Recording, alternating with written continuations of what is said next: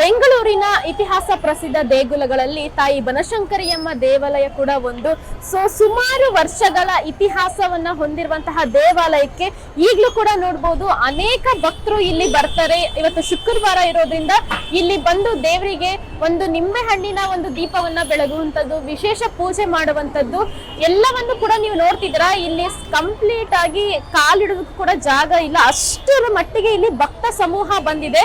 ಹೀಗಾಗಿ ಈ ಒಂದು ದೇವಾಲಯಕ್ಕೆ ಈ ಬಾರಿ ದಾಖಲೆಯ ಸಂಖ್ಯೆಯಲ್ಲಿ ಭಕ್ತರು ಬಂದು ದೇವಿಯ ದರ್ಶನವನ್ನ ಮಾಡಿದ್ರೆ. ಯಾಕೆ ಅಂತ ಹೇಳಿದ್ರೆ ಈಗಾಗಲೇ ನೋಡಬಹುದು ರಾಜ್ಯ ಸರ್ಕಾರದಿಂದ ಶಕ್ತಿ ಯೋಜನೆಯನ್ನ ಜಾರಿಗೆ ತಂದಿದ್ದಾರೆ. ಅಂದ್ರೆ ಉಚಿತವಾಗಿ BMTC ಹಾಗೂ KSRTC ರೆಡ್ ಬಸ್ ಗಳಲ್ಲಿ ಎಲ್ಲಾದರೂ ಕೂಡ ಓಡಾಡಬಹುದು. ಈ ನಿಟ್ಟಿನಲ್ಲಿ ಬನಶಂಕರಿ ದೇವಿ ತಾಯಿಯ ಒಂದು ದರ್ಶನವನ್ನ ಮಾಡೋದಕ್ಕೆ ಸುಮಾರು ಅಂದ್ರೆ ಜುಲೈ ತಿಂಗಳಿನಲ್ಲಿ ಅಂದ್ರೆ ಶಕ್ತಿ ಯೋಜನೆ ಜೂನ್ ನಲ್ಲಿ ಶುರುವಾಗುತ್ತೆ. ಜುಲೈ ತಿಂಗಳಿನಲ್ಲಿ ಅಂದ್ರೆ ಅಂದಿನಿಂದ ಇಂದಿನವರೆಗೂ ಕೂಡ ಸುಮಾರು 1 ಲಕ್ಷಕ್ಕೂ ಅಧಿಕ ಭಕ್ತರು ಇಲ್ಲಿ ಬಂದು ದೇವಿಯ ದರ್ಶನವನ್ನ ಮಾಡಿದ್ದಾರೆ. ಈ ನಿಟ್ಟಿನಲ್ಲಿ ನಾವು ನೋಡೋದಾದ್ರೆ ಅಂದ್ರೆ ಈ ಒಂದು ಮುಜರಾಯಿ ಇಲಾಖೆ ಒಳಪಡುವಂತಹ ದೇವಾಲಯಗಳಲ್ಲಿ ಹುಂಡಿ ಎಣಿಕೆ ಕಾರ್ಯವನ್ನ ಪ್ರತಿ ತಿಂಗಳು ಮಾಡ್ತಾರೆ. ಇಂತಹ ಸಂದರ್ಭದಲ್ಲಿ ಹುಂಡಿ ಎಣಿಕೆಯನ್ನ ಜೂನ್ ತಿಂಗಳಿನಲ್ಲಿ ಮಾಡಿದ್ರು ಬನಶಂಕರಿ ದೇವಾಲಯದಲ್ಲಿ. ಅದಾದ ಬಳಿಕ ಜುಲೈ ತಿಂಗಳಿನಲ್ಲಿ ಕೂಡ ಮಾಡಿದ್ದಾರೆ. ನಾವು ಜೂನ್ ತಿಂಗಳಿಗೆ ಕಂಪೇರ್ ಮಾಡಿದ್ರೆ 40 ಲಕ್ಷ ಆದಾಯವನ್ನ ಈ ಬನಶಂಕರಿ ದೇವಾಲಯ ಹೊಂದಿತ್ತು. ಆದ್ರೆ ನಾವು ಈ ಒಂದು ಜುಲೈ ತಿಂಗಳಿಗೆ ಬಂದು ನೋಡೋದಾದ್ರೆ ಇಲ್ಲಿ ಸುಮಾರು 50 ಲಕ್ಷ ಆದಾಯವನ್ನ ಇಲ್ಲಿ ನೋಡಿದರೆ ಬರೋಬ್ಬರಿ 10 ಲಕ್ಷ ಆದಾಯ ಇಲ್ಲಿ ಹೆಚ್ಚಳವಾಗಿದೆ. ಅದರಲ್ಲೂ ಕೂಡ ನಾವು ನೋಡೋದಾದ್ರೆ ವಿಶೇಷ ದೇವಿಯ ದರ್ಶನಕ್ಕೆ ಅಂದ್ರೆ ಇಲ್ಲಿ 50 ರೂಪಾಯಿ ಟಿಕೆಟ್ ಅನ್ನ ಇಟ್ಟು ಬರುವಂತವ್ರಿಗೆ ಅಂದ್ರೆ ತುಂಬಾನೇ ಸುಲಭವಾಗಿ ದೇವಿಯ ದರ್ಶನ ಅಂದ್ರೆ ಕ್ಯೂ ನಲ್ಲಿ ನಿಂತ್ಕೊಂಡ್ರೆ ಸ್ವಲ್ಪ ಬೇಗನೆ ಮೂವ್ಮೆಂಟ್ ಆಗುವಂತಹ ನಿಟ್ಟಿನಲ್ಲಿ ದೇವಿಗೆ ವಿಶೇಷ ದರ್ಶನ 50 ರೂಪಾಯಿಯ ದರ್ಶನವನ್ನ ಕೂಡ ಇರಿಸಿದ್ರು. ಅಂತವರಲ್ಲಿ ಜೂನ್ ತಿಂಗಳಲ್ಲಿ ನಾವು ನೋಡೋದಾದ್ರೆ ಬರೀ 4800 ಜನರು ಇಲ್ಲಿ ಬಂದು ದೇವಿಯ ದರ್ಶನವನ್ನ ಅಂದ್ರೆ ವಿಶೇಷ ದರ್ಶನವನ್ನ ಮಾಡಿದ್ರು. ಆದ್ರೆ ಅದನ್ನ ಜುಲೈಗೆ ನಾವು ನೋಡೋದಾದ್ರೆ ಸುಮಾರು 21,485 ಜನರು ಬಂದು ಇಲ್ಲಿ ದೇವಿಯ ದರ್ಶನವನ್ನ ಮಾಡಿದ್ರೆ.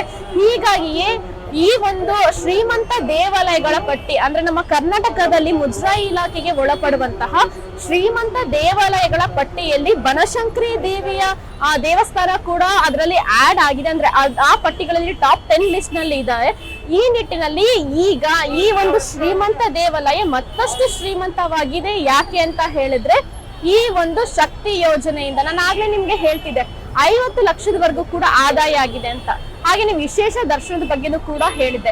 ವಿಶೇಷ ದರ್ಶನವನ್ನ ನಾವು ಒಂದ್ ಕಡೆ ಹೊರತುಪಡಿಸೋದಾದ್ರೆ ಅದನ್ನ ಉಳಿದಂತೆ ಪಕ್ಕಕ್ಕಿಟ್ಟು ನೋಡೋದಾದ್ರೆ ಇಲ್ಲಿ ಹುಂಡಿಗಳಿದಾವೆ. ಆ ಹುಂಡಿಗೆ ಬಂದಿರುವಂತಹ ಆದಾಯವೇ ಆ ಒಂದು 46 ಲಕ್ಷ ರೂಪಾಯಿ ಈ ತಿಂಗಳು ಬಂದಿದೆ, ಕೇವಲ ಒಂದು ತಿಂಗಳಿನಲ್ಲೇ. ಜೂನ್ ನಲ್ಲಿ ನೋಡೋದಾದ್ರೆ ಒಂದು ತಿಂಗಳಿಗೆ ಕರೆಕ್ಟ್ ಆಗಿ ಅವರು ಹುಂಡಿ ಎಣಿಕೆ ಕಾರ್ಯವನ್ನ ಮಾಡ್ತಾರೆ. ಆದ್ರೆ ಜುಲೈ ತಿಂಗಳಲ್ಲಿ ಒಂದ್ ದಿನ ಬೇಗನೆ ಮಾಡ್ಬಿಡ್ತಾರೆ. ಯಾಕೆ ಅಂತ ಹೇಳಿದ್ರೆ ಹುಂಡಿ ತುಂಬ ಹೋಗಿದೆ ಅಂತ.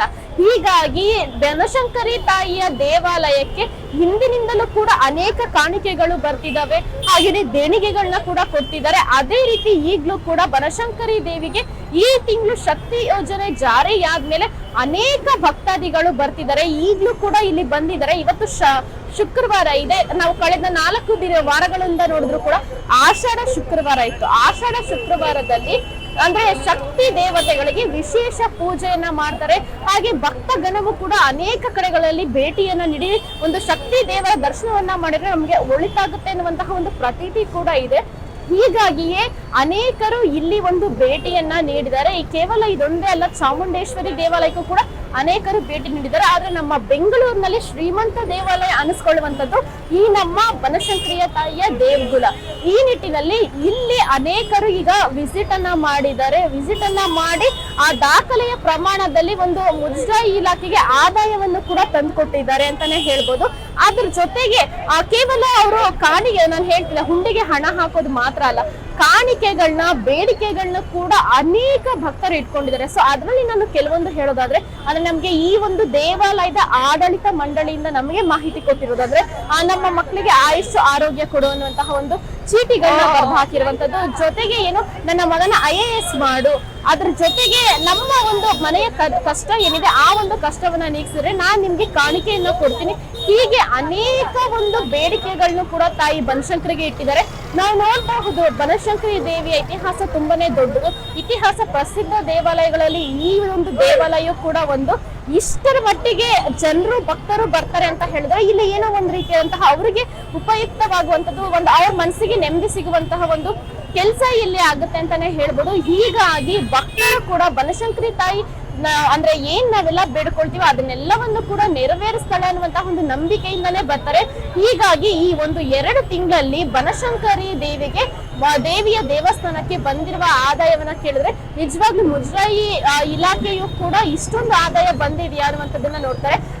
ಆದಾಯದ ವಿಚಾರಕ್ಕೆ ಬಂದ್ರೆ ಇಲ್ಲಿ ಪ್ರತಿ ಸಾರಿ ಒಂದು ಜಾತ್ರೆ ನಡೆಯುತ್ತೆ, ಬನಶಂಕರಿ ಅಮ್ಮ ತಾಯಿಯ ಜಾತ್ರೆ ನಡೆಯುತ್ತೆ. ಅಂತಹ ಸಂದರ್ಭದಲ್ಲಿ ಮಾತ್ರ ಇಷ್ಟೊಂದು ಜನರನ್ನ ನಾವು ನೋಡ್ಬೋದು.